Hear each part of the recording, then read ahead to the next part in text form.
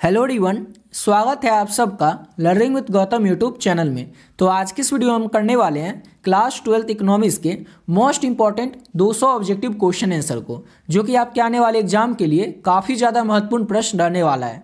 तो आप लोग वीडियो को अच्छे से ध्यानपूर्वक और लास्ट तक जरूर देखिएगा। तो चलिए शुरू कर लेते हैं पहले क्वेश्चन से। और पहला क्वेश्चन है हमारा कि व्यष्टि अर्थशास्त्र अध्ययन है। यहाँ पर क्वेश्चन में है कि व्यष्टि अर्थशास्त्र के अंतर्गत हम किस चीज़ का अध्ययन करते हैं। तो व्यक्तिगत उपभोक्ता का और व्यक्तिगत फर्म का और व्यक्तिगत उद्योग का, तीनों का ही हम अध्ययन करते हैं व्यष्टि अर्थशास्त्र के अंतर्गत। इसलिए ऑप्शन डी हो जाएगा इनमें से सभी का। ये क्वेश्चन काफ़ी ज़्यादा इंपॉर्टेंट है, इसको अच्छे से आप लोग याद ही रखिएगा। और ये क्वेश्चन आपसे लघु तरीके में भी पूछा जा सकता है कि व्यष्टि अर्थशास्त्र के अंतर्गत हम किस चीज़ का अध्ययन करते हैं। तो याद रखिएगा इन तीनों ही चीज़ों का हम अध्ययन करते हैं व्यष्टि अर्थशास्त्र के अंतर्गत। अगला क्वेश्चन है उत्पादन तकनीक के चयन का अर्थ क्या होता है। उत्पादन तकनीक के चयन का अर्थ होता है क्या उत्पादन करे। ऑप्शन नंबर ए हो जाएगा, क्या उत्पादन करे, उत्पादन तकनीक के चयन का अर्थ होता है।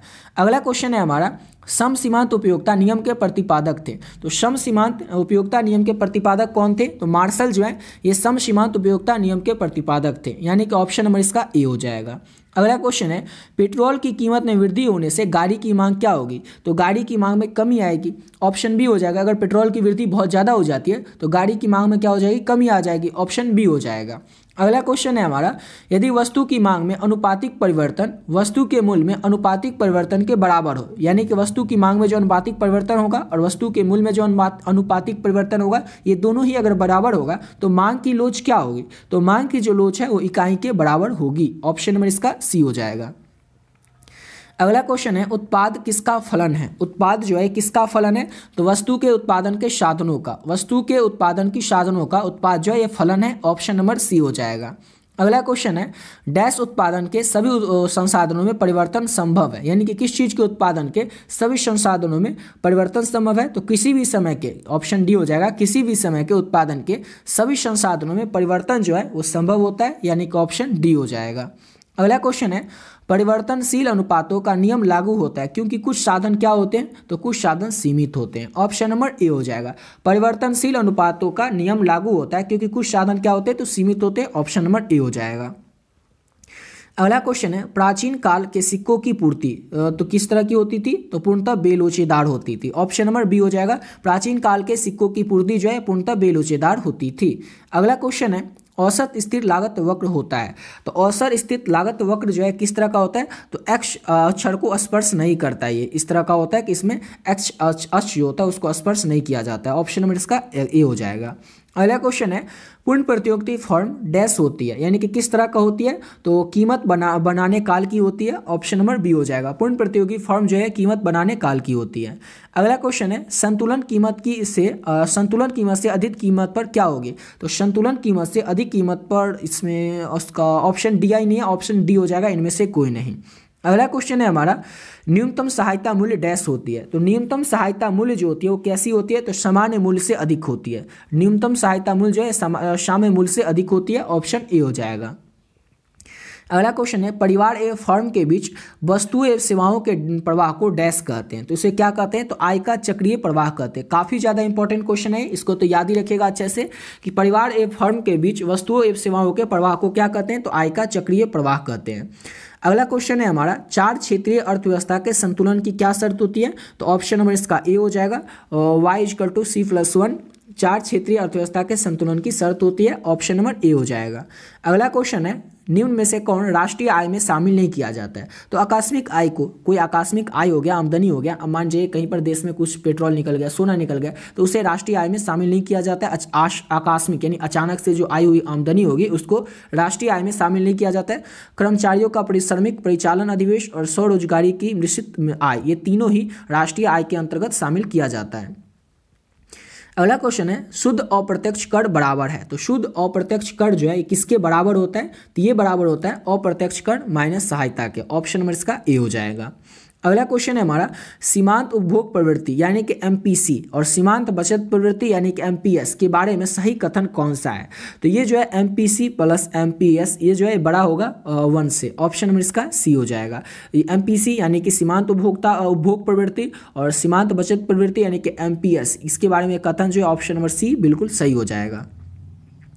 अगला क्वेश्चन है अस्फीति अंतराल की स्थिति में। तो अस्फीति अंतराल की स्थिति में क्या होता है, तो इसमें होता है कुल मांग जो है कुल पूर्ति से कम होती है। पहला तो ये होता है कि कुल मांग कुल पूर्ति से कम होती है और अर्थव्यवस्था के मूल्य जो है वो स्थिर स्तर गिरता है, यानी कि ऑप्शन बी और सी दोनों हो जाएगा। अस्फीति अंतराल की स्थिति में ये दोनों ही चीजें होती है, यानी कि ऑप्शन डी हो जाएगा, बी और सी दोनों। और अगला क्वेश्चन है हमारा, श्री एम नरसिम्हा कौन थे, तो ये पूर्व गवर्नर रह चुके हैं, Shri M Narasimha, option number इसका ए हो जाएगा। और अगला क्वेश्चन करने से पहले आपको बताना चाहेंगे कि अगर अभी तक आप लोग इकोनॉमिक्स के मोस्ट इंपॉर्टेंट गेस्ट क्वेश्चन का पीडीएफ नहीं लिए तो किस तरह से आप लोग इस पीडीएफ को ले सकते हैं और इस पीडीएफ में आपको क्या क्या मिलेगा। ऑलरेडी बहुत सारे बच्चे जो है पहले से इस पीडीएफ को ले चुके हैं और अपने एग्जाम की तैयारी और भी बेहतर ढंग से कर भी रहे हैं। तो जो भी बच्चे पहले से इस पीडीएफ को ले लिए वे लोग वीडियो को थोड़ा स्किप करके अगले क्वेश्चन से आप लोग देख लीजिएगा। जो भी बच्चे बचे हुए हैं अभी तक इस पीडीएफ को नहीं लिए उनको बता दें कि इस पीडीएफ को आपको कैसे लेना और इस पीडीएफ में आपको क्या क्या मिलेगा। इस पीडीएफ में आपको मिलेगा most important objective question economics के हर एक चैप्टर के और सब्जेक्टिव क्वेश्चन और पीवाईक्यू, यानी कि आपके इकोनॉमिक्स में जितने भी चैप्टर हैं हर एक चैप्टर का जो भी ऑब्जेक्टिव क्वेश्चन और सब्जेक्टिव क्वेश्चन इंपॉर्टेंट है आने वाले बोर्ड एग्जाम के लिए सारा का सारा प्रश्न आप लोगों को इस पीडीएफ में देखने को मिल जाएगा, हर एक चैप्टर का और चैप्टर वाइज। और इसके साथ साथ आपको मिलेगा इकोनॉमिक्स में पिछले 11 साल में जो भी प्रश्न पूछे गए उन सभी प्रश्न जो है ऑब्जेक्टिव क्वेश्चन आपको आंसर के साथ इस पीडीएफ में देखने को मिल जाएगा। और इस पीडीएफ का जो प्राइस है वो केवल और केवल 20 रुपीज है, तीनों ही पीडीएफ का प्राइस, यानी कि 20 रुपये। 20 रुपये इतना कम इसीलिए इस पीडीएफ का प्राइस रखे ताकि हर एक बच्चा इस पीडीएफ को ले सके, अफोर्ड कर सके और अपने आने वाले एग्जाम की तैयारी अच्छे से कर पाएगा। समझ गए। इस नंबर पे आप जो नंबर देख रहे हैं 7903820891, इस नंबर पे आप लोग फोन पे, गूगल पे, पेटीएम किसी भी माध्यम से आपको पे कर देना है 20 रुपीज। और जैसे आप 20 रुपीज पे करते हैं इस नंबर पे आपको क्या करना है, स्क्रीनशॉट ले लेना है जो आप पे कीजिएगा और इसी नंबर से जो व्हाट्सएप है उस व्हाट्सएप पे आपको स्क्रीनशॉट को भेज देना है। स्क्रीनशॉट भेजने के बाद बस आपको एक छोटा सा मैसेज कर देना है इकोनॉमिक्स, जिससे कि ये पता चल जाए आपको इकोनॉमिक्स का पीडीएफ चाहिए। जैसे आप पे करके स्क्रीनशॉट भेजेंगे व्हाट्सएप पे और सब्जेक्ट का नाम बताएंगे इकोनॉमिक्स, आपको जो पीडीएफ है तुरंत मिल जाएगा।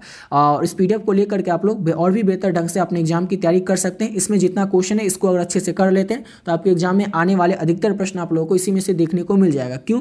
क्योंकि एग्जाम में कहीं से भी क्वेश्चन आएगा तो बुक से ही, बुक के किसी चैप्टर से ही, और हर एक चैप्टर का जो भी इंपॉर्टेंट ऑब्जेक्टिव सब्जेक्टिव इंपॉर्टेंट है वो इस पीडीएफ में ऐड कर दिया गया है। तो जो भी बच्चे बचे हुए हैं अभी तक इस पीडीएफ को नहीं लिए तो आप लोग जल्दी से इस पीडीएफ को ले लीजिएगा। समझ गए। चलिए आते हैं अपने अगले क्वेश्चन पे।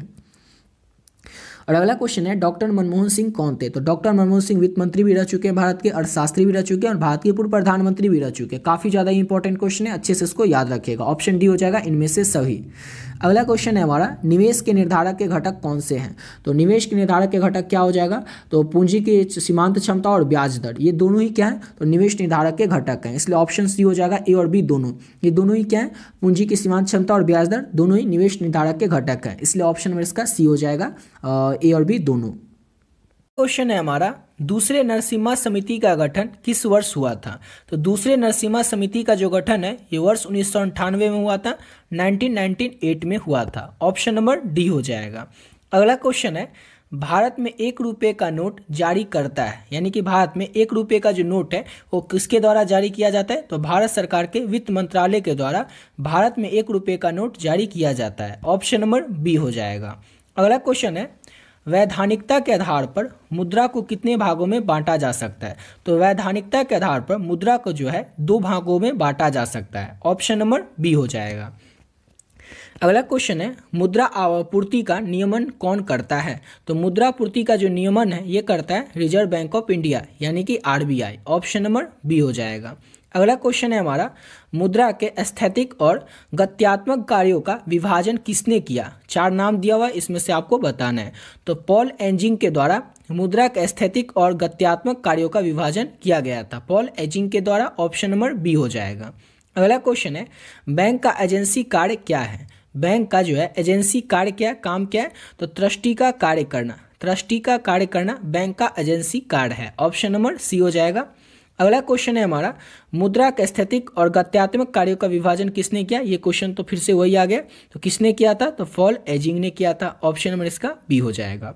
अगला क्वेश्चन करते हैं। नेक्स्ट क्वेश्चन है, आर्थिक महामंदी की अवधि काल थी, यानी कि आर्थिक महामंदी जो आई थी ये कब से कब तक आई थी, तो वर्ष 1929 से लेकर के 1932 तक का जो दौर था ये आर्थिक महामंदी का अवधि था, यानी कि काल था। ऑप्शन नंबर डी हो जाएगा।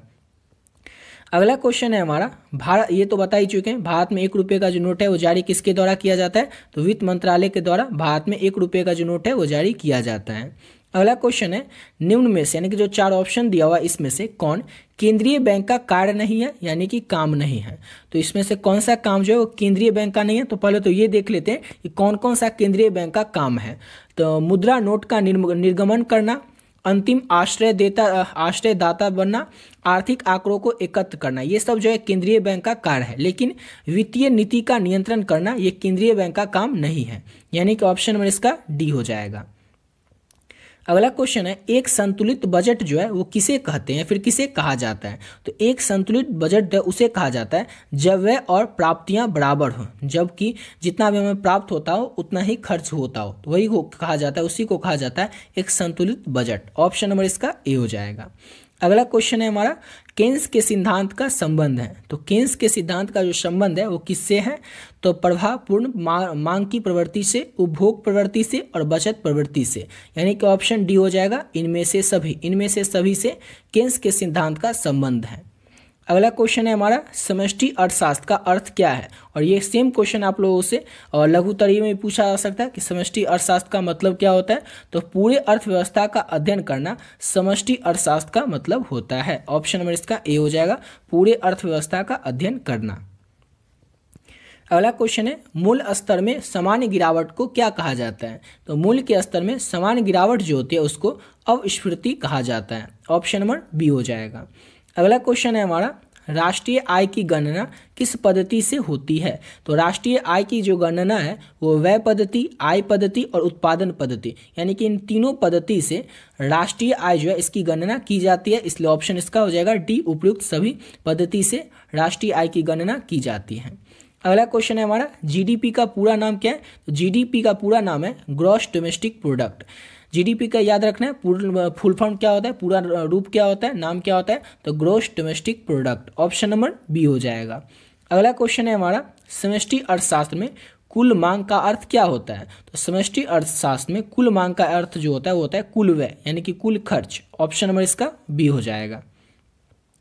अगला क्वेश्चन है, मुद्रास्फीति का मुख्य कारण क्या है। तो मुद्रास्फीति का मुख्य कारण है मांगों में वृद्धि या फिर मांग में वृद्धि। ऑप्शन नंबर ए हो जाएगा। अगला क्वेश्चन है, प्रति व्यक्ति आय की गणना किस प्रकार होती है। तो प्रति व्यक्ति आय की जो गणना है वो किया जाता है राष्ट्रीय आय भागा जनसंख्या से, यानी कि जितनी भी राष्ट्रीय आय है उससे हम भाग लगा देंगे जितनी भी जनसंख्या होगी उससे, और जो हमारा शेषफल होगा वो होगा प्रति व्यक्ति आय। ऑप्शन नंबर इसका ए हो जाएगा। अगला क्वेश्चन है, किसी देश की आर्थिक स्थिति का प्रमुख संकेतक क्या होता है। तो किसी भी देश की आर्थिक स्थिति का जो प्रमुख संकेतक होता है वो होता है राष्ट्रीय आय, प्रति व्यक्ति आय और मुद्रास्फीति दर। सिंपल सा क्वेश्चन था कि किसी भी देश की आर्थिक स्थिति जो होती है इसका प्रमुख संकेतक जो है वो क्या क्या होता है। तो ये तीनों होता है, जैसे कि राष्ट्रीय आय, प्रति व्यक्ति आय और मुद्रास्फीति दर, यानी कि ऑप्शन डी हो जाएगा, उपयुक्त सभी। अगला क्वेश्चन है हमारा, मांग पक्षीय अर्थव्यवस्था में मुख्य जोर किस पर होता है। तो मांग पक्षीय अर्थव्यवस्था जो होता है इसमें मुख्य जोर जो है वो किस पर होता है। इसमें होता है उत्पादन बढ़ाने पर जोर, रोजगार बढ़ाने पर जोर और सरकारी व्यय बढ़ाने पर जोर। इसलिए ऑप्शन इसका डी हो जाएगा, उपयुक्त सभी पर। मांग पक्षीय अर्थव्यवस्था में जो मुख्य जोर होता है वो उपयुक्त सभी पर होता है। ऑप्शन नंबर डी हो जाएगा। अगला क्वेश्चन है, केन्स अर्थशास्त्र में संपूर्ण रोजगार को बनाए रखने के लिए क्या महत्वपूर्ण है। सिंपल सा क्वेश्चन है, केन्स अर्थशास्त्र जो है इसमें संपूर्ण रोजगार को बनाए रखने के लिए क्या महत्वपूर्ण होता है। तो जो सरकारी व्यय होता है यानी कि सरकारी खर्च होता है ये केन्स अर्थशास्त्र में संपूर्ण रोजगार को बनाए रखने के लिए महत्वपूर्ण होता है। ऑप्शन नंबर बी हो जाएगा। अगला क्वेश्चन है, राष्ट्रीय आय का मापन किसके द्वारा किया जाता है। तो राष्ट्रीय आय का जो मापन है वो केंद्रीय सांख्यिकी संगठन के द्वारा किया जाता है। ऑप्शन नंबर इसका ए हो जाएगा। याद रखिएगा, राष्ट्रीय आय का जो मापन है ना किसके द्वारा किया जाता है। तो केंद्रीय सांख्यिकी संगठन के द्वारा।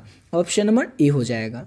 अगला क्वेश्चन है हमारा, मांग में कमी होने से क्या हो जाता है। तो मांग में अगर कमी होगी यानी कि मूल्य में कमी हो जाएगी। ऑप्शन नंबर इसका डी हो जाएगा। मांग में कमी होने से क्या हो जाता है, मूल्य में कमी हो जाती है। अगला क्वेश्चन है हमारा, नेक्स्ट क्वेश्चन, मुद्रास्फीति की दर किससे मापी जाती है। तो मुद्रास्फीति की जो दर है ये उपभोक्ताओं के मूल्य सूचांक से मापी जाती है। सिंपल सा क्वेश्चन था कि मुद्रास्फीति का दर किससे मापी जाती है। तो उपभोक्ताओं के मूल्य सूचांक से मुद्रास्फीति दर जो है वो मापी जाती है। अगला क्वेश्चन है, राष्ट्रीय आय की गणना में कौन शामिल नहीं होता है। तो राष्ट्रीय आय की गणना में जो पूंजीगत व्यय होता है, जो पूंजीगत व्यय होता है इसको शामिल नहीं किया जाता है राष्ट्रीय आय में, यानी कि ऑप्शन नंबर बी हो जाएगा। अगला क्वेश्चन है हमारा, किसी देश की अर्थव्यवस्था में असंतुलन को ठीक करने के लिए किस नीति का उपयोग किया जाता है? तो किसी भी देश की अर्थव्यवस्था में असंतुलन को ठीक करने के लिए राजकोषीय नीति जो है इसका उपयोग किया जाता है। किसका उपयोग किया जाता है? राजकोषीय नीति का उपयोग। ऑप्शन नंबर सी हो जाएगा। अगला क्वेश्चन है, मुद्रास्फीति के समय मुद्रा की क्रय शक्ति में क्या होता है? तो मुद्रास्फीति के समय मुद्रा की जो क्रय शक्ति होती है उसमें कमी आ जाती है। क्या होती है? तो कमी आ जाती है। ऑप्शन नंबर बी हो जाएगा। अगला क्वेश्चन है, वास्तविक जीडीपी का अर्थ क्या होता है? तो वास्तविक जीडीपी का अर्थ होता है स्थिर मूल्य पर जीडीपी, यानी कि ऑप्शन नंबर बी हो जाएगा। याद रखिएगा, वास्तविक जीडीपी का अर्थ क्या होता है? स्थिर मूल्य पर जीडीपी वास्तविक जीडीपी का अर्थ होता है। ऑप्शन नंबर बी हो जाएगा।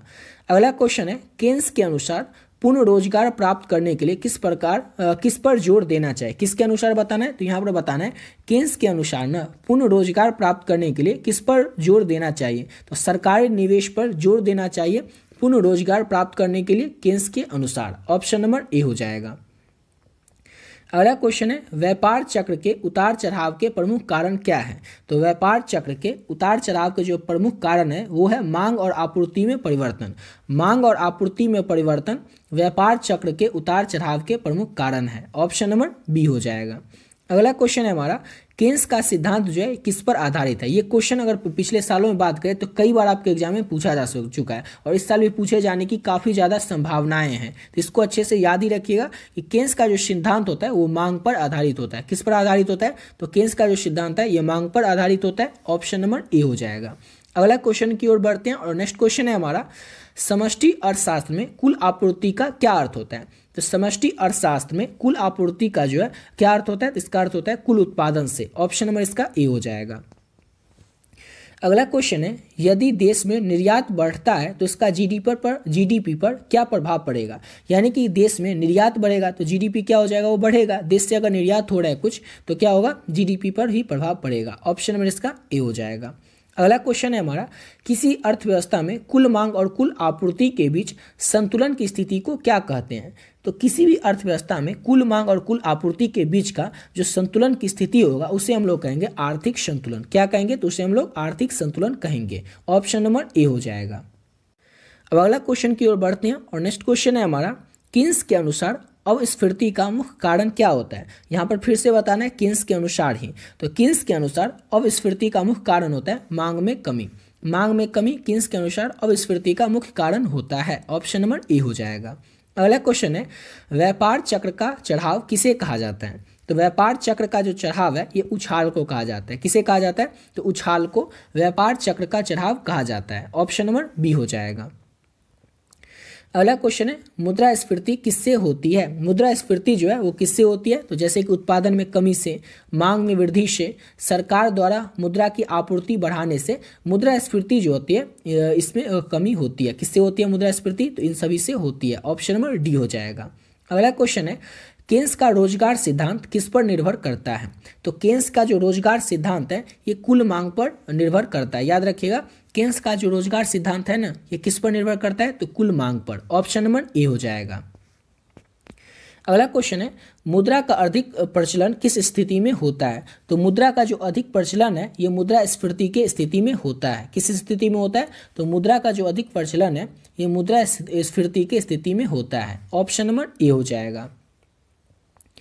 अगला क्वेश्चन है, फिर से पूछ रहा है क्वेश्चन कि केन्स के अनुसार आर्थिक मंदी से उबरने के लिए सरकार को क्या करना चाहिए? तो केन्स के अनुसार आर्थिक मंदी से उबरने के लिए सरकारी व्यय में वृद्धि करनी चाहिए। सरकारी जो व्यय है उसमें वृद्धि करनी चाहिए केन्स के अनुसार आर्थिक मंदी से उबरने के लिए। ऑप्शन नंबर इसका ए हो जाएगा। अगला क्वेश्चन है हमारा, प्रति व्यक्ति आय बढ़ाने के लिए क्या आवश्यक होता है? तो प्रति व्यक्ति आय बढ़ाने के लिए राष्ट्रीय आय में वृद्धि आवश्यक होता है। ऑप्शन नंबर ए हो जाएगा। राष्ट्रीय आय में वृद्धि जो है वो आवश्यक होता है प्रति व्यक्ति आय बढ़ाने के लिए। ऑप्शन नंबर बी हो जाएगा। अगला क्वेश्चन है, केन्स के अनुसार बचत किसका एक क्रियात्मक रूप है? तो केन्स के अनुसार बचत जो है ये किसका क्रियात्मक रूप है? तो ये आय का क्रियात्मक रूप है केन्स के अनुसार बचत। ऑप्शन नंबर इसका बी हो जाएगा। अगला क्वेश्चन है, राष्ट्रीय आय और व्यक्तिगत आय में क्या अंतर होता है? तो राष्ट्रीय आय और व्यक्तिगत जो आय होता है इसमें कर का अंतर होता है, टैक्स का अंतर होता है। राष्ट्रीय आय और व्यक्तिगत आय जो होता है इसमें कर यानी कि टैक्स का अंतर होता है। अगला क्वेश्चन है, बेरोजगारी की समस्या को हल करने के लिए कौन सी नीति उपयुक्त मानी जाती है। जैसे कि यहाँ पर 4 नीति है, मौद्रिक नीति, वित्तीय नीति, राजकोषीय नीति और विदेशी नीति। तो इसमें से कौन सी नीति उपयुक्त मानी जाती है, अच्छी मानी जाती है बेरोजगारी की समस्याओं का हल करने के लिए। तो राजकोषीय नीति जो है इसको उपयुक्त मानी जाती है, ये राजकोषीय नीति बेरोजगारी की समस्याओं को हल करने के लिए। ऑप्शन नंबर सी हो जाएगा। अगला क्वेश्चन है, मांग के घटक में कौन सा घटक शामिल नहीं होता है। तो मांग के घटक में जो बचत होता है ये शामिल नहीं किया जाता है। याद रखिएगा, मांग के घटक में कौन सा घटक शामिल नहीं होता है, तो बचत जो है शामिल नहीं होता है मांग के घटक में। ऑप्शन नंबर सी हो जाएगा। अगला क्वेश्चन है, प्रवृत्ति की वृद्धि दर किससे मापी जाती है। तो प्रवृत्ति की जो वृद्धि दर है ये मापी जाती है उपभोक्ताओं के मूल्य सूचांक से। उपभोक्ता के मूल्य सूचांक से प्रवृत्ति की जो वृद्धि दर है इसको मापा जाता है। अगला क्वेश्चन है, केन्स के अनुसार संपूर्ण रोजगार का अर्थ है। तो केन्स के अनुसार संपूर्ण रोजगार का अर्थ क्या होता है, आवांछित बेरोजगारी को समाप्त करना। आवांछित बेरोजगारी जो होता है इसको समाप्त करना केन्स के अनुसार संपूर्ण रोजगार का अर्थ होता है। ऑप्शन नंबर इसका सी हो जाएगा। अगला क्वेश्चन है, यदि किसी अर्थव्यवस्था में कर घटा दिया जाए तो इसका प्रभाव क्या होगा। तो यदि किसी भी अर्थव्यवस्था में कर को यानी कि टैक्स को घटा दिया जाए तो इससे क्या हो जाएगा, व्यय में वृद्धि हो जाएगी। ऑप्शन नंबर इसका बी हो जाएगा, व्यय मतलब खर्च में वृद्धि हो जाएगी। अगला क्वेश्चन करते हैं और नेक्स्ट क्वेश्चन है, अर्थव्यवस्था में स्थिरता के लिए मौद्रिक नीति का मुख्य उद्देश्य क्या है। तो अर्थव्यवस्था में स्थिरता के लिए मौद्रिक नीति का मुख्य उद्देश्य होता है मुद्रास्फीति में नियंत्रण। ऑप्शन नंबर ए हो जाएगा। अर्थव्यवस्था में स्थिरता के लिए मौद्रिक नीति का जो मुख्य उद्देश्य है वो है मुद्रास्फीति में नियंत्रण। ऑप्शन नंबर ए हो जाएगा। अगला क्वेश्चन है, कुल आय की संरचना में निवेश का संबंध किससे होता है। तो कुल आय की संरचना में जो निवेश है इसका जो संबंध है वो संचय से होता है। याद रखिएगा, कुल आय की संरचना में निवेश का जो संबंध है वो संचय से होता है। अगला क्वेश्चन है, मांग और आपूर्ति के आधार पर मूल्य का निर्धारण किस बाजार में होता है। तो मांग और आपूर्ति के आधार पर मूल्य का जो निर्धारण किया जाता है ये पूर्ण प्रतिस्पर्धा बाजार में होता है। किस बाजार में होता है, तो पूर्ण प्रतिस्पर्धा बाजार में मांग और आपूर्ति के आधार पर मूल्य का निर्धारण किया जाता है। ऑप्शन नंबर ए हो जाएगा।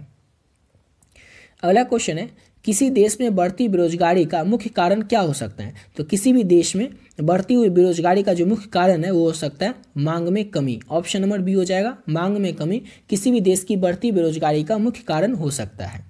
अगला क्वेश्चन है, कुल व्यय में कौन सा घटक शामिल नहीं होता है। 4 ऑप्शन दिया हुआ और इसमें से आपसे क्वेश्चन पूछ रहा है कि कुल जो व्यय होता है, कुल जो खर्च होता है इसमें कौन सा घटक शामिल नहीं होता है। तो कर संग्रहण जो है ये यानी कि टैक्स को कलेक्ट करना ये जो है ये शामिल नहीं होता है कुल व्यय में यानी कि कुल खर्च में। ऑप्शन नंबर डी हो जाएगा। अगला क्वेश्चन है, पूंजी निर्माण का अर्थ क्या होता है। तो पूंजी निर्माण का अर्थ होता है पूंजी का संचय। पूंजी का जो संचय है ये पूंजी निर्माण का अर्थ होता है। ऑप्शन नंबर ए हो जाएगा। अगला क्वेश्चन है, बेरोजगारी और मुद्रास्फीति के बीच संबंध बताने वाला वक्र कौन सा होता है। तो बेरोजगारी और मुद्रास्फीति के बीच संबंध बनाने वाला जो वक्र होता है उसे हम फिलिप्स वक्र कहते हैं। कौन सा वक्र कहते हैं, तो फिलिप्स वक्र कहते हैं। ऑप्शन नंबर सी हो जाएगा।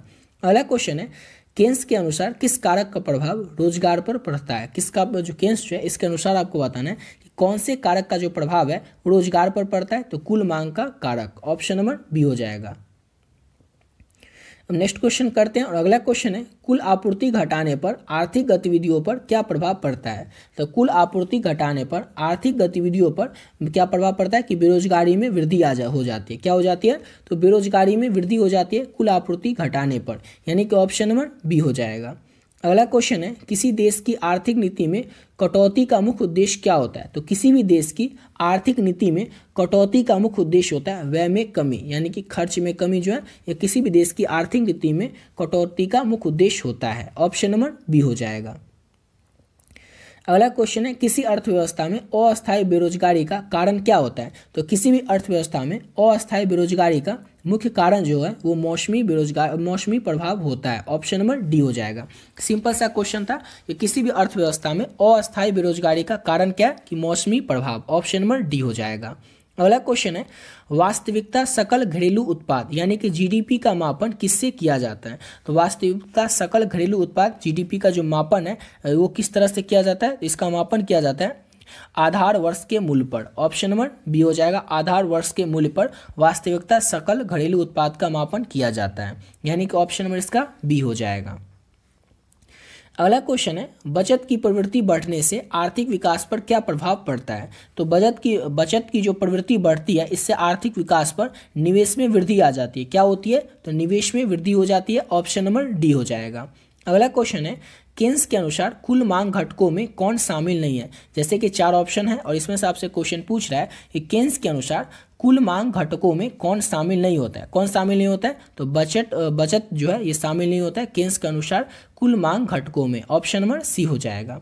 अगला क्वेश्चन है, यदि देश में पूंजी निर्माण बढ़ता है तो इसका अर्थव्यवस्था पर क्या प्रभाव होगा। तो यदि देश में पूंजी निर्माण जो है ये बढ़ेगा तो इससे उत्पादन में वृद्धि ही होगी। क्या होगी, तो उत्पादन में वृद्धि होगी। ऑप्शन नंबर बी हो जाएगा। अगला क्वेश्चन करते हैं और नेक्स्ट क्वेश्चन है, जब किसी देश की आयात मात्रा निर्यात मात्रा से अधिक होती है तो इसे क्या कहते हैं। तो इसे हम लोग कहते हैं व्यापार घाटा। क्या कहते हैं, तो व्यापार घाटा कहते हैं। जब किसी भी देश की आयात मात्रा जो होती है वो निर्यात मात्रा से अधिक होती है तो उसे हम लोग कहेंगे व्यापार घाटा। अगला क्वेश्चन है, अर्थव्यवस्था में किसके कारण मुद्रास्फीति बढ़ सकती है। तो अर्थव्यवस्था में सरकारी व्यय में वृद्धि के कारण, किसके कारण, तो सरकारी व्यय में सरकारी खर्च में वृद्धि होने के कारण मुद्रास्फीति जो है वो बढ़ सकती है। ऑप्शन नंबर सी हो जाएगा। अगला क्वेश्चन है, केन्स के सिद्धांत में बचत और निवेश का जो संतुलन है ये कैसे प्राप्त किया जा सकता है। तो केन्स के अनुसार बचत और निवेश का जो संतुलन है ये ब्याज दर में परिवर्तन करके प्राप्त किया जा सकता है, यानी कि ऑप्शन नंबर ई हो जाएगा। अगला क्वेश्चन है, मुद्रास्फीति को नियंत्रित करने के लिए सरकार द्वारा कौन सी नीति अपनाई जाती है। तो मुद्रास्फीति को नियंत्रित करने के लिए सरकार के द्वारा मौद्रिक नीति जो है वो अपनाई जाती है। कौन सी नीति, तो मुद्रास्फीति को नियंत्रित करने के लिए सरकार के द्वारा मौद्रिक नीति जो है इसको अपनाया जाता है। ऑप्शन नंबर ए हो जाएगा। अगला क्वेश्चन है, अर्थव्यवस्था में सरकार द्वारा कर घटाने पर यानी कि टैक्स घटाने का क्या प्रभाव हो सकता है। तो अर्थव्यवस्था में सरकार द्वारा कर घटाने का जो प्रभाव है वो कुल मांगों में वृद्धि हो सकती है। जो कुल मांग होगा उसमें वृद्धि होगी। ऑप्शन नंबर बी हो जाएगा। अगला क्वेश्चन है, निवेश की मात्रा पर ब्याज दर का प्रभाव कैसा होता है। तो निवेश की मात्रा पर ब्याज दर का जो प्रभाव है वो नकारात्मक होता है, यानी कि ऑप्शन नंबर बी हो जाएगा। अगला क्वेश्चन है, कुल आपूर्ति घटाने से अर्थव्यवस्था में क्या स्थिति उत्पन्न हो सकती है। तो कुल आपूर्ति घटाने से अर्थव्यवस्था में मंदी की जो स्थिति है वो उत्पन्न हो सकती है। याद रखिएगा, कुल आपूर्ति घटाने से अर्थव्यवस्था में मंदी की जो स्थिति है वो उत्पन्न हो सकती है। ऑप्शन नंबर बी हो जाएगा। अब अगला क्वेश्चन करते हैं और नेक्स्ट क्वेश्चन है, आर्थिक असमानता मापने के लिए कौन सा वक्र प्रयोग किया जाता है। तो आर्थिक असमानता को मापने के लिए लॉरेंज वक्र जो है उसका इस्तेमाल किया जाता है, प्रयोग किया जाता है। किसको, तो लॉरेंज वक्र का प्रयोग किया जाता है आर्थिक असमानता को मापने के लिए। अगला क्वेश्चन है, कुल मांग घटकों में निम्नलिखित में से कौन शामिल नहीं है। तो कुल मांग घटक जो है उसमें से कौन कौन शामिल है। तो पहले तो ये समझ लेते हैं कि कुल मांग घटक में कौन कौन शामिल है। तो सरकारी खर्च, निवेश और उपभोक्ता व्यय ये सब जो है ये कुल मांग घटक के अंतर्गत शामिल है। लेकिन बचत जो है ये कुल मांग घटक में शामिल नहीं है, यानी कि ऑप्शन नंबर बी हो जाएगा। अगला क्वेश्चन है, वास्तविक राष्ट्रीय आय को मापने के लिए किस सूचांक का उपयोग किया जाता है। तो वास्तविक राष्ट्रीय आय को मापने के लिए जो है उपभोक्ता मूल्य सूचांक का उपयोग किया जाता है। किसका उपयोग किया जाता है, उपभोक्ता मूल्य सूचांक का उपयोग किया जाता है वास्तविकता राष्ट्रीय आय को मापने के लिए, यानी कि ऑप्शन नंबर बी हो जाएगा। अगला क्वेश्चन है, यदि मुद्रा की मांग में वृद्धि होती है तो इसका असर ब्याज दर पर कैसा होगा। तो यदि मुद्रा की मांग में वृद्धि होती है, तेजी आती है, तो इसका असर जो ब्याज दर पर है वो इस तरह से होगा कि ब्याज दर जो है वो बढ़ जाएगा। क्या हो जाएगा, तो ब्याज दर जो है वो बढ़ जाएगा। ऑप्शन नंबर बी हो जाएगा। अगला क्वेश्चन है, मुद्रास्फीति के समय मुद्रा का क्रय शक्ति पर क्या प्रभाव पड़ता है। तो मुद्रास्फीति के समय मुद्रा की जो क्रय शक्ति होती है वो घट जाती है। क्या होती है, तो मुद्रा की जो क्रय शक्ति होती है वो घट जाती है। ऑप्शन नंबर ए हो जाएगा। अगला क्वेश्चन है, पूंजी निर्माण की प्रक्रिया में किसका योगदान अधिक होता है। तो पूंजी निर्माण की प्रक्रिया में बचत का जो योगदान है वो सबसे अधिक होता है, यानी कि ऑप्शन नंबर ए हो जाएगा।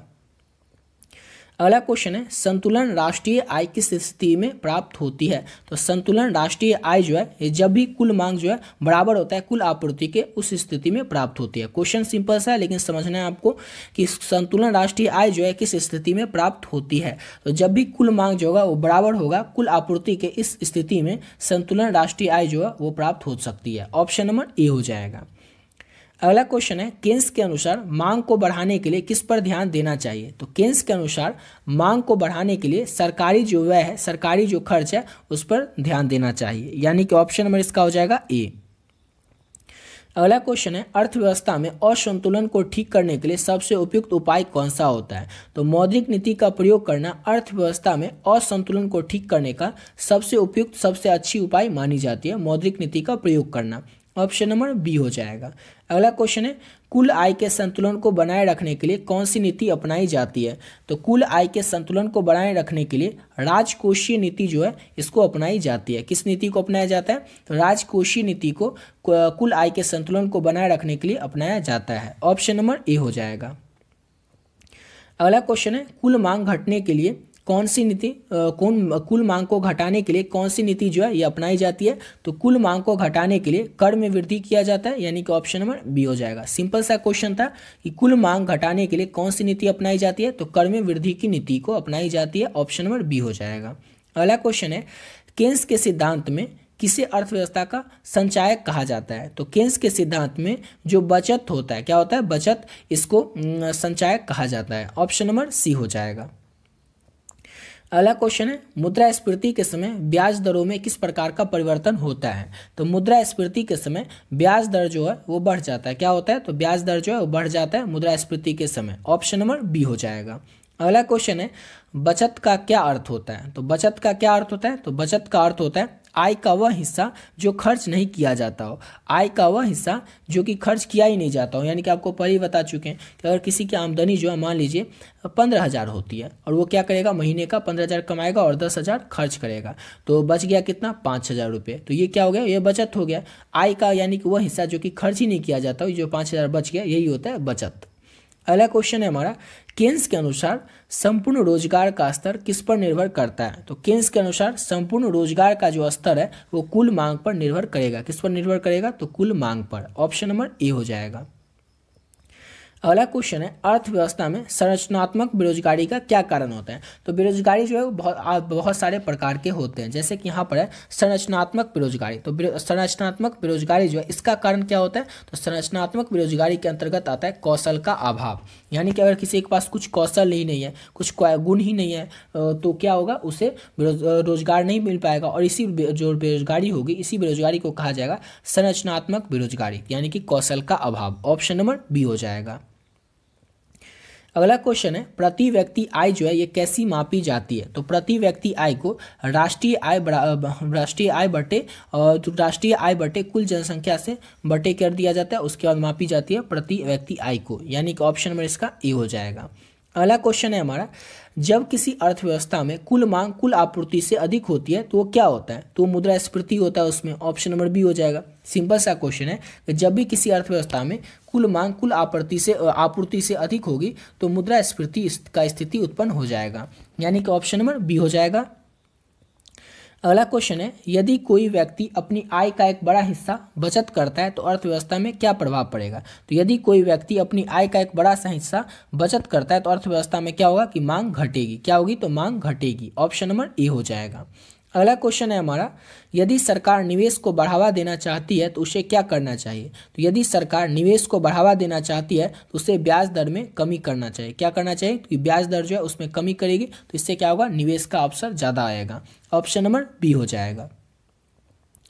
अगला क्वेश्चन है, अर्थव्यवस्था में पूर्ण रोजगार का मतलब क्या होता है? तो आवांछित जो बेरोजगारी को समाप्त करना, ये होता है अर्थव्यवस्था में पूर्ण बेरोजगार का मतलब। याद रखिएगा, पूर्ण बेरोजगार का मतलब क्या होता है अर्थव्यवस्था में? तो आवांछित जो बेरोजगारी होती है इसको समाप्त कर देना। ऑप्शन नंबर सी हो जाएगा। अगला क्वेश्चन है, किसी अर्थव्यवस्था में सकल घरेलू उत्पाद यानी कि जीडीपी का मुख्य उद्देश्य क्या होता है? तो किसी भी अर्थव्यवस्था में सकल घरेलू उत्पाद यानी कि जीडीपी का मुख्य उद्देश्य होता है कुल उत्पादन का मापन। कुल उत्पादन का मापन किसी भी अर्थव्यवस्था में सकल घरेलू उत्पाद यानी कि जीडीपी का मुख्य उद्देश्य होता है। ऑप्शन नंबर सी हो जाएगा। अगला क्वेश्चन है, वास्तविक सकल घरेलू उत्पाद में वृद्धि को क्या कहा जाता है? तो वास्तविक सकल घरेलू उत्पाद में वृद्धि को कहा जाता है आर्थिक विकास। क्या कहा जाता है? तो आर्थिक विकास कहा जाता है वास्तविक सकल घरेलू उत्पाद में वृद्धि को। ऑप्शन नंबर बी हो जाएगा। अगला क्वेश्चन है, बेरोजगारी की समस्याओं को हल करने के लिए कौन सी नीति उपयोगी मानी जाती है? तो बेरोजगारी की समस्याओं को हल करने के लिए जो राजकोषीय नीति है ये सबसे उपयोगी मानी जाती है, यानी कि ऑप्शन नंबर बी हो जाएगा। अगला क्वेश्चन है, राष्ट्रीय आय का मापन करने के लिए कौन सी विधि में उपभोक्ता, निवेश और सरकारी खर्च को जोड़ता है? तो राष्ट्रीय आय का मापन करने के लिए जो व्यय की विधि होती है, इस विधि में उपभोक्ता जो होता है, ये निवेश और सरकारी जो खर्च होता है उस दोनों को जोड़ता है। पहले क्वेश्चन को समझिए। क्वेश्चन आपसे पूछ रहा है कि राष्ट्रीय आय जो होता है उसको मापन करने के लिए कौन सी विधि में जो उपभोक्ता होता है निवेश को और सरकारी खर्च दोनों को जोड़ता है? तो व्यय की विधि यानी कि खर्च की विधि में। ऑप्शन नंबर बी हो जाएगा। अगला क्वेश्चन है, कुल मांग में वृद्धि का परिणाम क्या होता है? तो कुल मांग में वृद्धि का परिणाम क्या होता है? तो इसका परिणाम होता है मुद्रास्फीति। ऑप्शन नंबर इसका ए हो जाएगा। अगला क्वेश्चन है, राष्ट्रीय आय में बदलाव का मुख्य कारण क्या है? तो राष्ट्रीय आय में बदलाव का मुख्य कारण है उत्पादन में बदलाव। राष्ट्रीय आय में बदलाव का मुख्य कारण क्या है? तो उत्पादन में बदलाव। ऑप्शन नंबर सी हो जाएगा। और अगला क्वेश्चन है हमारा, केन्स के अनुसार बेरोजगारी की समस्या का समाधान कैसे हो सकता है? तो केन्स के अनुसार बेरोजगारी की समस्या का जो समाधान है वो कुल मांग में वृद्धि करके हो सकता है। क्वेश्चन है कि केन्स के अनुसार बेरोजगारी की समस्या का समाधान कैसे हो सकता है? तो कुल मांग में वृद्धि करके। ऑप्शन नंबर ए हो जाएगा। अगला क्वेश्चन है, मुद्रास्फीति का मुख्य कारण क्या होता है? तो मुद्रास्फीति का मुख्य कारण होता है मुद्रा की अधिकता। मुद्रा की अधिकता मुद्रास्फीति का मुख्य कारण होता है। ऑप्शन नंबर बी हो जाएगा।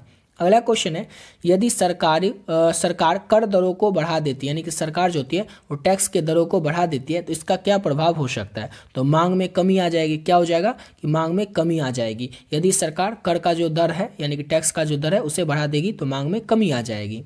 अगला क्वेश्चन है, पूंजी निर्माण का मुख्य स्रोत कौन सा है? चार ऑप्शन में से आपको बताना है कि पूंजी निर्माण का मुख्य स्रोत क्या होता है। तो बचत जो है ये पूंजी निर्माण का मुख्य स्रोत होता है। ऑप्शन नंबर सी हो जाएगा।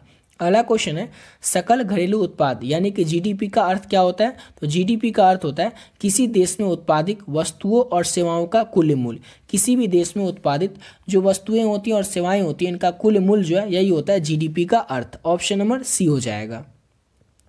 अगला क्वेश्चन है, राजकोषीय घाटा किससे संबंधित है? तो राजकोषीय घाटा जो है ये सरकारी व्यय और सरकारी राजस्व से संबंधित है। सरकारी व्यय और सरकारी राजस्व से राजकोषीय घाटा जो है ये संबंधित है। ऑप्शन नंबर बी हो जाएगा। अगला क्वेश्चन है, केन्स के अनुसार किस घटक का निवेश पर सबसे अधिक प्रभाव होता है? केन्स के अनुसार आपको बताना है कि किस घटक का निवेश पर सबसे अधिक प्रभाव होता है? तो ब्याज दर पर। ऑप्शन नंबर इसका ए हो जाएगा, ब्याज दर पर। अगला क्वेश्चन है, कुल आपूर्ति घटकों में कौन सा घटक शामिल नहीं है? तो कुल आपूर्ति घटक में जो आयात होता है ये शामिल नहीं होता है। क्या नहीं होता है शामिल? तो आयात। कुल आपूर्ति घटक में जो आयात होता है ये शामिल नहीं होता है। अगला क्वेश्चन है, मुद्रास्फीति के दौरान मुद्रा की कीमत पर क्या प्रभाव पड़ता है? तो मुद्रास्फीति के दौरान मुद्रा की कीमत जो है वो घट जाती है। क्या होती है? तो मुद्रास्फीति के दौरान मुद्रा की जो कीमत है वो घट जाती है। ऑप्शन नंबर बी हो जाएगा। अगला क्वेश्चन है, राष्ट्रीय आय की व्यय विधि में कौन सा घटक शामिल नहीं होता है? तो राष्ट्रीय आय की और व्यय की जो विधि होती है इसमें कौन सा घटक शामिल नहीं होता है? तो बचत जो है ये शामिल नहीं होता है। उपभोक्ता व्यय, सरकारी व्यय और निर्यात ये सभी जो है राष्ट्रीय आय की व्यय की विधि में शामिल होता है, लेकिन बचत जो है ये शामिल नहीं किया जाता है। अगला क्वेश्चन है हमारा, कुल मांग में वृद्धि का प्रभाव क्या हो सकता है? तो कुल मांग में वृद्धि का जो प्रभाव है वो इस तरह से होगा कि मूल्य का स्तर बढ़ेगा। मूल्य का जो स्तर होगा वो बढ़ेगा, यही होगा कुल मांग में वृद्धि का प्रभाव। अगला क्वेश्चन है, किसी देश की आय का वितरण किस नीति से संतुलित किया जा सकता है? तो किसी देश की आय का जो वितरण है ये राजकोषीय नीति से संतुलित किया जा सकता है। किस नीति से? तो राजकोषीय नीति से। ऑप्शन नंबर बी हो जाएगा।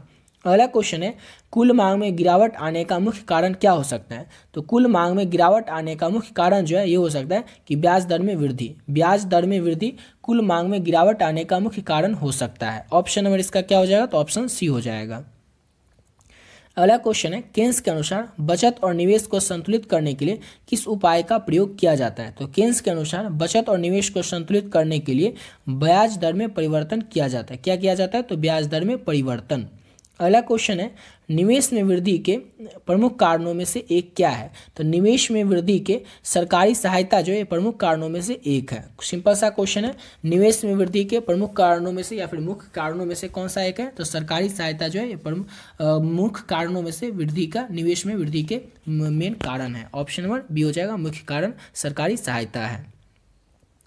अगला क्वेश्चन है वास्तविक आय को मापने के लिए निम्नलिखित में से कौन सा मानदंड जो है उपयुक्त है। 4 ऑप्शन है, इसमें से आपको बताना है कि वास्तविक आय को मापने के लिए निम्नलिखित में से कौन सा मानदंड जो है ये उपयुक्त होता है। तो उपभोक्ता मूल्य सूचांक, उपभोक्ता मूल्य सूचांक जो है ये वास्तविक आय को मापने के लिए उपयुक्त मापदंड होता है। ऑप्शन नंबर ए हो जाएगा। अगला क्वेश्चन है बेरोजगारी दर को प्रभावित करने वाले मुख्य कारक कौन कौन से हैं। तो बेरोजगारी दर को प्रभावित करने वाले जो मुख्य कारक है वो तीनों हैं, जैसे कि आय का वितरण, मौद्रिक नीति, आर्थिक विकास दर। ये तीनों जो है ये बेरोजगारी दर को प्रभावित करने वाले मुख्य कारण के अंतर्गत शामिल होते हैं, यानी कि ऑप्शन डी हो जाएगा उपयुक्त सभी। अगला क्वेश्चन है किसके द्वारा अर्थव्यवस्था में स्थिरता प्राप्त करने की कोशिश की जाती है। किसके द्वारा की जाती है। तो राजकोषीय नीति के द्वारा और मौद्रिक नीति दोनों के द्वारा जो है अर्थव्यवस्था में स्थिरता प्राप्त करने की जो कोशिश है ये की जाती है, यानी कि ऑप्शन डी हो जाएगा ए और बी दोनों। अगला क्वेश्चन है संपूर्ण बेरोजगारी का अर्थ क्या होता है। तो संपूर्ण बेरोजगारी का अर्थ होता है आवांछित बेरोजगारी को समाप्त करना। आवांछित बेरोजगारी को समाप्त करना संपूर्ण बेरोजगारी का अर्थ होता है। अगला क्वेश्चन है किस प्रकार की मुद्रास्फीति की स्थिति में वस्तुओं और सेवाओं की मांग आपूर्ति से अधिक होती है। किस प्रकार की मुद्रास्फीति की जो स्थिति होती है उसमें वस्तुओं और सेवाओं की जो मांग की आपूर्ति होती है वो अधिक होती है। तो मांग धक्का मुद्रास्फीति में, ऑप्शन नंबर इसका बी हो जाएगा। मांग धक्का मुद्रास्फीति में मुद्रास्फीति की जो स्थिति होती है इसमें वस्तुओं और सेवाओं की मांग आपूर्ति से अधिक होती है। ऑप्शन नंबर बी हो जाएगा। अगला क्वेश्चन है अर्थव्यवस्था में कैश फ्लो का मुख्य स्रोत क्या है। तो अर्थव्यवस्था में कैश फ्लो का जो मुख्य स्रोत है वो है घरेलू बचत। घरेलू बचत जो है ये अर्थव्यवस्था में कैश फ्लो का मुख्य स्रोत है। अगला क्वेश्चन है जब किसी अर्थव्यवस्था में बेरोजगारी अधिक होती है तो इसका प्रभाव होता है। तो जब भी किसी अर्थव्यवस्था में बेरोजगारी अधिक हो जाती है तो इसका जो प्रभाव है उत्पादन में कमी से होता है। किससे होता है। तो उत्पादन में कमी से। ऑप्शन नंबर ए हो जाएगा। अगला क्वेश्चन है यदि एक देश का व्यापार संतुलन नकारात्मक है तो इसका अर्थ क्या होता है। तो यदि एक देश का व्यापार संतुलन जो है वो नकारात्मक है तो इसका जो अर्थ है इसका मतलब ये हुआ कि आयात जो है उस देश से अधिक है, यानी कि ऑप्शन नंबर ए हो जाएगा। क्वेश्चन समझने की कोशिश कीजिएगा। क्वेश्चन आपसे पूछ रहा है यदि एक देश का जो व्यापार संतुलन है वो नकारात्मक है यानी कि निगेटिव है तो इसका अर्थ होगा कि आयात वहाँ का अधिक होगा। ऑप्शन नंबर ए हो जाएगा। अगला क्वेश्चन है किस प्रकार की अर्थव्यवस्था में सरकारी नियंत्रण अधिक होता है। किस प्रकार की अर्थव्यवस्था में सरकारी नियंत्रण जो है अधिक होता है। तो योजना अर्थव्यवस्था में, याद रखिएगा योजना अर्थव्यवस्था में सरकारी नियंत्रण जो होता है ये अधिक होता है, यानी कि ऑप्शन नंबर इसका सी हो जाएगा। अगला क्वेश्चन है हमारा कुल मांग की घटक क्या है। कुल मांग की घटक क्या है। तो उपभोक्ता व्यय, निवेश, सरकारी व्यय और शुद्ध निर्यात, ये जो है ये कुल मांग की घटक क्या है। तो कुल मांग की घटक में क्या है। तो उपभोक्ता व्यय, निवेश, सरकारी व्यय और शुद्ध निर्यात, ये जो है कुल मांग की घटक है। ऑप्शन नंबर इसका ए हो जाएगा। अगला क्वेश्चन है केन्स के अनुसार आर्थिक मंदी के समय सरकार को क्या करना चाहिए। तो केन्स के अनुसार आर्थिक मंदी के समय सरकार को सरकारी खर्चों में वृद्धि करनी चाहिए। ऑप्शन नंबर इसका सी हो जाएगा। अगला क्वेश्चन है जब राष्ट्रीय आय में वृद्धि होती है तो इसका प्रभाव क्या होता है। तो जब भी राष्ट्रीय आय में वृद्धि होगी तो इसका प्रभाव होगा कि बचत में वृद्धि होगी। क्या होगी। तो बचत में वृद्धि होगी। ऑप्शन नंबर इसका ए हो जाएगा। अगला क्वेश्चन करते हैं। नेक्स्ट क्वेश्चन है बेरोजगारी का एक मुख्य कारण क्या हो सकता है। 4 ऑप्शन में से आपको बताना है कि बेरोजगारी का एक मुख्य कारण क्या हो सकता है। तो पूंजी में अभाव बेरोजगारी का मुख्य कारण हो सकता है। ऑप्शन नंबर ए हो जाएगा। अगला क्वेश्चन है यदि कोई देश उच्च मुद्रास्फीति का सामना कर रहा है तो इसका क्या प्रभाव पड़ेगा। यदि कोई देश जो है ये उच्च मुद्रास्फीति का सामना कर रहा है तो इसका क्या प्रभाव होगा। क्रय शक्ति में कमी आएगी। क्या होगी। तो क्रय शक्ति में कमी आएगी। ऑप्शन नंबर इसका बी हो जाएगा। अगला क्वेश्चन है कुल आय का मापन करने के लिए कौन सी विधि का उपयोग किया जाता है। तो कुल आय का मापन करने के लिए जो है उपयुक्त सभी, जैसे कि आपको बता दें उत्पाद विधि, व्यय विधि और आय विधि, इन सभी का प्रयोग किया जाता है। सिंपल सा क्वेश्चन था कि कुल आय का मापन करने के लिए कौन सी विधि का उपयोग किया जाता है। तो उपयुक्त सभी विधि, जैसे कि उत्पाद विधि, व्यय विधि और आय विधि, इन तीनों विधि का उपयोग किया जाता है कुल आय को मापने के लिए। इसलिए ऑप्शन इसका डी हो जाएगा उपयुक्त सभी। नेक्स्ट क्वेश्चन करते हैं और अगला क्वेश्चन है हमारा निवेश में कमी से क्या प्रभाव हो सकता है। तो निवेश में कमी से रोजगार में कमी आ सकती है। क्या हो सकती है। तो निवेश में कमी से रोजगार में कमी आ सकती है। ऑप्शन नंबर बी हो जाएगा। अगला क्वेश्चन है मौद्रिक नीति का मुख्य उद्देश्य क्या है। तो मौद्रिक नीति का मुख्य उद्देश्य होता है मुद्रा की आपूर्ति को नियंत्रित करना। मुद्रा की आपूर्ति को नियंत्रित करना मौद्रिक नीति का मुख्य उद्देश्य होता है। ऑप्शन नंबर सी हो जाएगा। अगला क्वेश्चन है राजकोषीय नीति का मुख्य कार्य क्या है। तो राजकोषीय नीति का जो मुख्य काम होता है वो होता है आर्थिक गतिविधियों को प्रभावित करना। आर्थिक गतिविधियों को प्रभावित करना राजकोषीय नीति का मुख्य कार्य होता है। ऑप्शन नंबर डी हो जाएगा। अगला क्वेश्चन है यदि ब्याज दरों में वृद्धि होती है तो इसका प्रभाव क्या हो सकता है। तो यदि ब्याज दरों में वृद्धि होती है तो इसका प्रभाव होगा कि निवेश में कमी आएगी। क्या होगी, तो निवेश में कमी आएगी। ऑप्शन नंबर बी हो जाएगा। अगला क्वेश्चन है जब देश का व्यापार संतुलन सकारात्मक होता है तो इसका अर्थ क्या होता है। तो जब देश का व्यापार संतुलन जो है वो सकारात्मक होता है तो इसका अर्थ होता है निर्यात अधिक होगा। क्या होगा, तो निर्यात अधिक होगा। ऑप्शन नंबर बी हो जाएगा। अगला क्वेश्चन है किसी देश की मुद्रास्फीति का मुख्य कारण क्या होता है। तो किसी भी देश का मुद्रास्फीति का मुख्य कारण होता है कुल मांग में वृद्धि। कुल मांग में वृद्धि किसी भी देश की मुद्रास्फीति का मुख्य कारण होता है। ऑप्शन नंबर बी हो जाएगा। अगला क्वेश्चन है किस नीति का उपयोग अर्थव्यवस्था में मंदी को खत्म करने के लिए किया जाता है। किस नीति का उपयोग किया जाता है अर्थव्यवस्था में मंदी को खत्म करने के लिए। तो इसका उपयोग किया जाता है मौद्रिक नीति और राजकोषीय नीति दोनों का। किस नीति, सिंपल सा क्वेश्चन था कि किस नीति में का उपयोग अर्थव्यवस्था में मंदी को खत्म करने के लिए किया जाता है। तो दोनों का। ऑप्शन नंबर सी हो जाएगा, ए और बी दोनों का। अगला क्वेश्चन है किस स्थिति में क्रय शक्ति में कमी होती है। किस स्थिति में क्रय जो शक्ति होती है उसमें कमी आती है। तो मुद्रास्फीति में। ऑप्शन नंबर इसका बी हो जाएगा। मुद्रास्फीति जो है इसमें क्रय में मुद्रास्फीति की स्थिति में क्रय किस स्थिति में क्रय की शक्ति में कमी आती है। तो मुद्रास्फीति की स्थिति में। ऑप्शन नंबर बी हो जाएगा। अगला क्वेश्चन है जब राष्ट्रीय आय बढ़ती है तो इसका सबसे अधिक प्रभाव जो है किस पर होता है। तो जैसे कि उपभोक्ता खर्च जो होता है इस पर, जब राष्ट्रीय आय बढ़ती है तो इस पर सबसे अधिक प्रभाव होता है उपभोक्ता के खर्च पर। जो उपभोक्ता होता है उसके खर्च पर सबसे अधिक प्रभाव पड़ता है जब राष्ट्रीय आय बढ़ती है तब। अगला क्वेश्चन है निम्नलिखित में से कौन अप्रत्यक्ष कर है, यानी कि अप्रत्यक्ष टैक्स है। 4 ऑप्शन में से आपको बताना है। तो जैसे कि उत्पाद शुल्क, सीमा शुल्क और बिक्री कर, ये तीनों जो है ये तीनों क्या है, तो अप्रत्यक्ष कर है, अप्रत्यक्ष टैक्स है। ऑप्शन नंबर डी हो जाएगा। अगला क्वेश्चन है निम्नलिखित में से कौन सा सरकार पूंजीगत व्यय है। 4 ऑप्शन में से आपको बताना है कौन सा सरकार पूंजीगत व्यय है। तो ब्याज का भुगतान, ब्याज का जो भुगतान है ये सरकार पूंजीगत व्यय है। ऑप्शन नंबर ए हो जाएगा। अगला क्वेश्चन है बजट शब्द की जो उत्पत्ति हुई है ये किस भाषा से हुई है। तो बजट शब्द की जो उत्पत्ति हुई है वो फ्रेंच भाषा से हुई है, फ्रेंच शब्द से हुई है। ऑप्शन नंबर इसका ए हो जाएगा। अगला क्वेश्चन है हमारा कौन अर्थशास्त्र में आय, रोजगार और उत्पादन में अंतर नहीं होता है। कौन से अर्थशास्त्र में आय, रोजगार और उत्पादन में अंतर नहीं होता है। तो समष्टि अर्थशास्त्र में। ऑप्शन नंबर इसका ए हो जाएगा। समष्टि अर्थशास्त्र में आय, रोजगार एवं उत्पादन में अंतर नहीं होता है। ऑप्शन नंबर ए हो जाएगा। अगला क्वेश्चन है हमारा किसके अनुसार रोजगार सिद्धांत को समूह मांग सिद्धांत भी कहा जाता है। इंपॉर्टेंट क्वेश्चन है, याद रखिएगा। तो केन्स के अनुसार रोजगार सिद्धांत को समूह मांग सिद्धांत भी कहा जाता है। ऑप्शन नंबर बी हो जाएगा। अगला क्वेश्चन है भारत का वित्तीय वर्ष होता है कब से कब तक। तो भारत का जो वित्तीय वर्ष है ये 1 अप्रैल से चालू होता है और 31 मार्च तक होता है। ऑप्शन नंबर ए हो जाएगा। अगला क्वेश्चन है निवेश गुणक सिद्धांत की अवधारणा किसने दी थी। तो निवेश गुणक सिद्धांत की जो अवधारणा है वो केन्स ने ही दिया था। ऑप्शन नंबर ए हो जाएगा।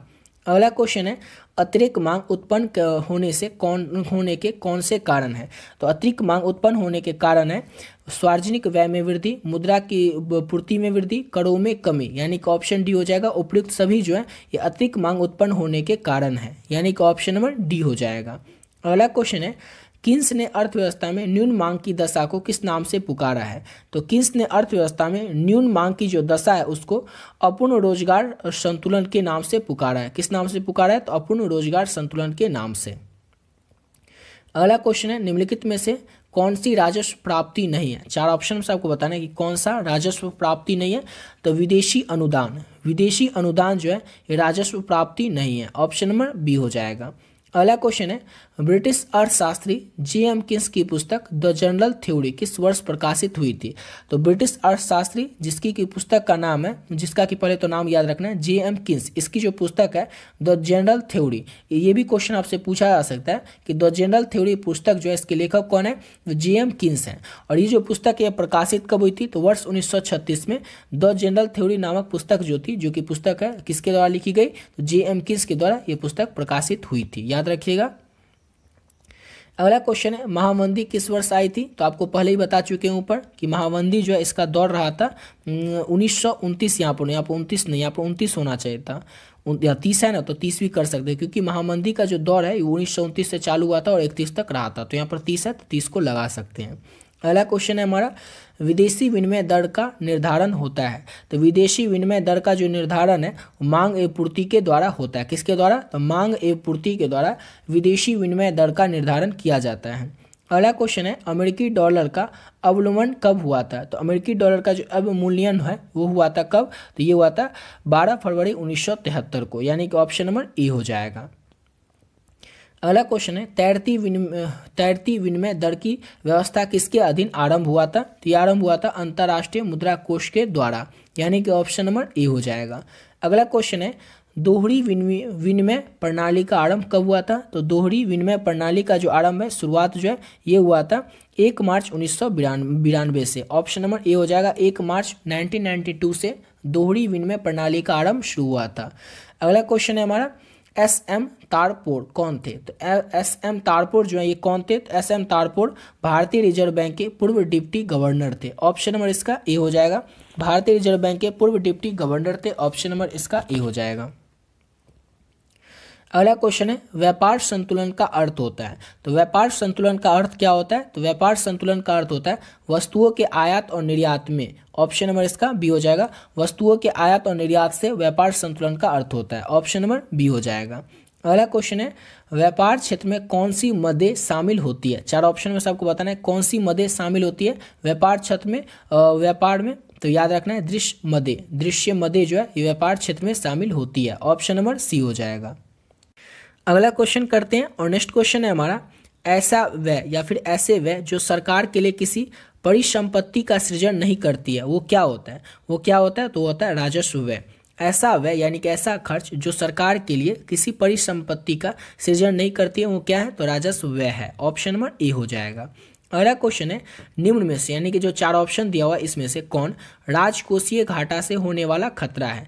राजकोषीय घाटा से होने वाला खतरा कौन है? तो स्फीतीकारी दबाव जो है राजकोषीय घाटा से होने वाला खतरा है। ऑप्शन नंबर बी हो जाएगा।